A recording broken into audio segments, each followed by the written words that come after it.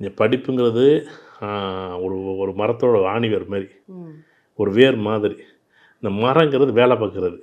இந்த பூ பழம் காய்ங்கிறது வந்து நம்ம ஒரு வாழ்க்கையில் வந்து அபரிவிதமாக அது வருமானம் மாதிரி.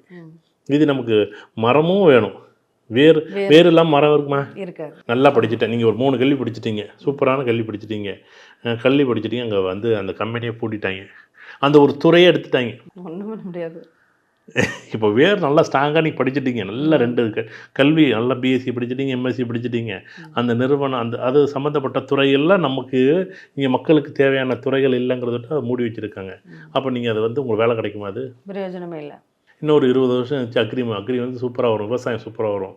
இன்னும் விவசாயங்கிறது ஒரு வளர்ச்சி அடையக்கூடிய சூழ்நிலையில் இருக்குது. இன்னும் 20 வருஷம் கழிச்சு வேலை செய்யறதுக்கு ஆள் இருக்கா இல்லையா, படித்தவங்க எல்லாமே வயலில் இறங்கி வேலை செய்வாங்க.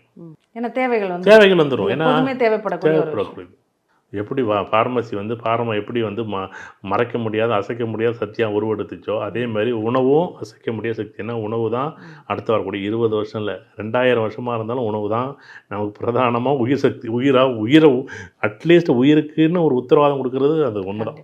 ஆனால் என்ன பண்ணுறோம், அந்த விவசாயம் சம்மந்தப்பட்ட படிப்பு இப்போ தான் படிப்புன்னு கொண்டு வரோம். பிஎஸ்சி அக்ரி பார்த்தீங்கன்னா 20 வருஷம் 30 வருஷம் நல்லாவே இருக்குது. ஆனால் இழிப்பு நிலைக்கு இப்போ தான் வருது. Diploma horticulture, diploma agri.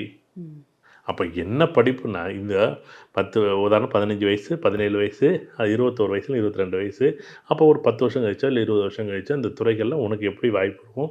இந்த போகக்கூடிய காதலில் நெருடல் இருக்கும், மேடு பள்ளம் இருக்கும், நீ வந்து வேலை எடுக்காமல் இருக்கும், அதாவது வேலை இருக்கும். இந்த இடத்துல நீ என்ன பண்ணணும், இந்த புத்திசாலித்தனமாக இந்த மாதிரி நீ எடுத்துக்க.